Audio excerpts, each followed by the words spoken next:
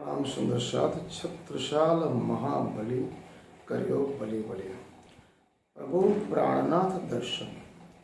आज का अध्याय भागवत का सार। महामते श्री प्राणनाथ जी महाराज या प्राणनाथ धामधनी श्रीराज जी ने सभी ब्रह्मात्माओं को, ब्रह्माग्नाओं, ब्रह्म सृष्टियों या मोमिन को, सभी को भागवत का सार विस्तार पूर्वक समझाया था। महामते श्री प्राणनाथ जी महाराज कहते हैं, भागवत का सार समझ लेने से ब्रह्मात्माओं को मुक्ति मिल सकती है इस बहिष्ठ में से, क्योंकि माया का प्रभाव इतना बड़ा प्रबल है। इस संसार के काल माया का, ब्रह्मांड की माया आपको सार गर्भित तत्व जानने नहीं देती, समझने नहीं देती और पूर्ण ब्रह्म परमात्मा के पास जाने नहीं देती। उसकी रुकावट बहुत बड़ी है। माया का प्रभाव इतना बड़ा प्रबल है। सांसारिक उलझनों में आपको ऐसा उलझाएगी, आप उसमें से समय निकालोगे तभी तुम प्रभु दर्शन करने जाओगे ना। या तो कुछ सोचोगे कि मेरी मुक्ति या मोक्ष कैसे हो सकता है। अक्सर परमात्मा ने सभी ब्रह्मात्माओं को इस काल वाय के ब्रह्मांड में आने के लिए मना किया था। वो भी एक बार ने 3 बार मना किए, फिर भी ब्रह्मात्मा को दुख का खेल जो अक्सर ब्रह्म का बनाया हुआ है, जो एक पल में, एक घड़ी में, एक क्षण में करोड़ों ब्रह्मांड बनाता है, वो मिटाता है।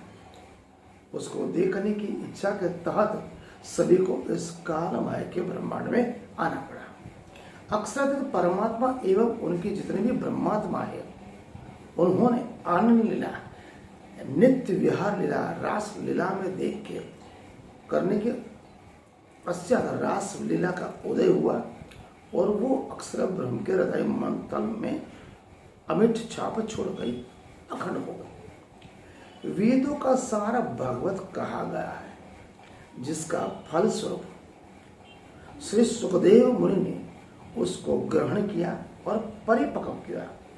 कहने का तात्पर्य शास्त्रों का सार भागवत है और भागवत का संपूर्ण सार जिसके 10वें स्कंद में 10वें स्कंद में 90 अध्याय है, जिसमें जगदीश श्री कृष्ण की, यहाँ पर जगदीश श्री कृष्ण के ब्रज लीला का वर्णन है। ये बात भी महामते श्री प्राणनाथ जी महाराज ने प्रकाश हिंदुस्तानी ग्रंथ में कही है। पिया प्राणनाथ कहते हैं, सो फाल सार सुखजिय लियो, सिज के अमृत पकव कियो। ये फल सार जो भागवत भयो, ताको सार 10वें स्कंद करो। 10वें के 90 अध्याय 3 का सार भी जुदा गया, ताको सार अध्याय 35 सो ब्रज लीला करी जगदीश। यूं तो जगत के ईश्वर का नाम विष्णु है। परम प्रभु श्री कृष्ण परमात्मा को समग्र संसार के लोग जगदीश कहते हैं। ऐसे कहा जाए तो पूर्ण परमात्मा श्री कृष्ण को जगदीश कहा नहीं जा सकता, उनको कह नहीं सकते। लेकिन सब संसार में सबसे बड़ा जगदीश को मानते हैं, इसलिए वो श्री कृष्ण को भी जगदीश के नाम से पुकारते हैं। योग माया के शक्ति से रचे हुए इस ब्रह्मांड में रासलीला हुई। अक्सर ब्रह्म के हृदय मन पटल में वो अंकित हो गई। यह अक्षय लीला का वर्णन सुखदेव मुनि ने महाभारत युद्ध के पश्चात परीक्षित राजा को सुनाया और भावावेश में सुनाया। जब वो सुना रहे थे तब वो संपूर्ण रास लीला का वर्णन कर नहीं पाया। उसकी बात तथ्य को अलग है। अंत में सुखदेव मुनि हार कर ये बोले, राजा मैं योगी भया और तू राजन भया, क्योंकि मैं रास लीला का वर्णन जिस असीम शक्ति मुझ में आवेश भर के कर रही थी, वो लीला चल रही थी, मैं कह रहा था, उस समय तुमने कृष्ण और गोपियों के संबंध के बीच में जो प्रश्न पूछा तो वो आवेश लीला खंडित हो गई, इसलिए मैं रास लीला का वर्णन नहीं कर पाया।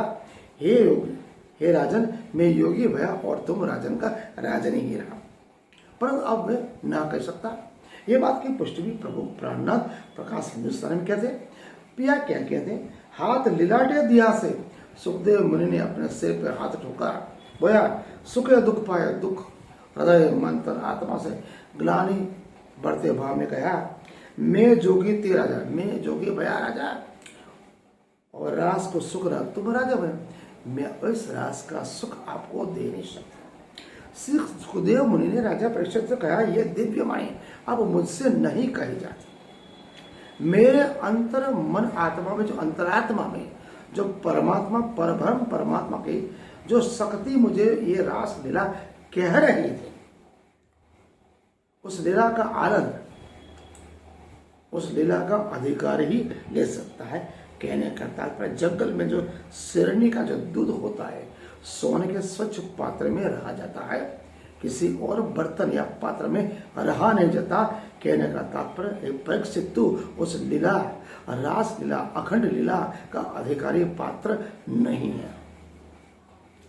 राजा परीक्षित इतना सुन के बहुत ग्लानि हुए, बहुत दुखी हुए, बहुत पश्चाताप किए, रोए धोए आक्रंद किया। फिर भी सुखदेव मुनि ने उनको मना किया, जो असीम शक्ति मुझे भावावेश में जो लीला रास लीला अखंड करवा रहे थे, आपके केवल एक संदेह शंका से प्रश्न से वो लीला अखंडित हुई, वो आवेश चला गया। अब मैं रास लीला का वर्णन नहीं कर सकता। मेरे अंतर्मन में विराजमान कोई शक्ति इस बात को कह रही थी, अब वो शक्ति चली गई, मैं विवश हूं, अब मैं रास लीला का वर्णन नहीं कर पाता। फिर भी सुखदेव मुनि ने 5 अध्याय कहे, लेकिन वो रास लीला का वर्णन नहीं कर पाए। सुखदेव मुनि कितने बड़े, जिन्होंने प्रभु शंकर और माता पार्वती का संवाद ब्रह्मज्ञान सुना था, वो सुखदेव मुनि अगर वो रास लीला का वर्णन नहीं कर पाते हैं, अगर प्रभु प्राणनाथ हमें ब्रज रास और जागने इथी बैठे घर जागे परम धाम, यहाँ पर परम धाम परम धाम के सभी सुख अखंड नित्य आनंद अगर हमें दिलाना चाहते हैं तो हमें वो लेना चाहिए। प्रभु प्राणनाथ प्रकाश ग्रंथ में क्या कहते हैं, सुनो राजा दृढ़ कर मन, अंतर्गत कहता वचन, सो कहने वाला उठ के गया, मैं अकेला बैठा, कहने वाला तो चला गया, अब मैं अकेला बैठा हूं। ना तो 5 अध्यायी क्यों कहे सुख मन, रास लीला अखंड वर्णन, ये लीला क्यों अद्वितीय रहे, 11 12 स्कंद गए, उसके बाद केवल 5 अध्याय गए। ये श्रीराज जी अपने आत्मा परमधाम में बैठे जितनी भी ब्रह्मात्माएं 12,000 ब्रह्म सृष्टियां हैं, तो परमधाम से इस काल माया के मायावी नश्वर ब्रह्मांड में दुख का खेल देखने के लिए आए, उसी को वापस बुलाने के लिए श्रीराज जी अक्षर को यहाँ आना पड़ा। उन्होंने ब्रह्मात्माओं का दुख का खेल दिखाने के लिए इस नश्वर काल माया के ब्रह्मांड को एक नाटक के रूप में परोसा। जगत के खेल के देखकर ब्रह्मात्मा सभी एकत्रित भी हो गए। जागनी रास में बड़ा सुख है, ये जागनी रास अंतिम रास, इसमें बहुत बड़ा सुख। कारण क्या है, सब ब्रह्मात्मा इस लीला में, ऐसे संसार में, इसे नश्वर ब्रह्मांड में, इसे काल माया के ब्रह्मांड में, जहाँ परमधाम से स्वयं अक्षरातीत श्रीराज जी श्री कृष्ण जी आए, यहाँ परमधाम, यहाँ प्रियोतम परमात्मा से मिलन एवं सभी ब्रह्मात्माओं का यहाँ इकट्ठा होना, ये जो संसार है, इसी संसार में सभी ब्रह्मात्मा इकट्ठी भी होगी, आनंद भी करेगी, उल्लास भी करेगी, वियोग भी सहन करेगी, दुख भी सहन करेगी, फिर भी परब्रह्म परमात्मा का सुख पाएगी, अखंड आनंद पाएगी, परम धाम का यहीं पर बैठे सुख पा सकती है और प्रीतम परमात्मा से मिल सकती है और सभी मनोकामना पूर्ण कर सकती है। इसीलिए ब्रह्मात्माओं के मन में जो ज्ञान का अंधकार है,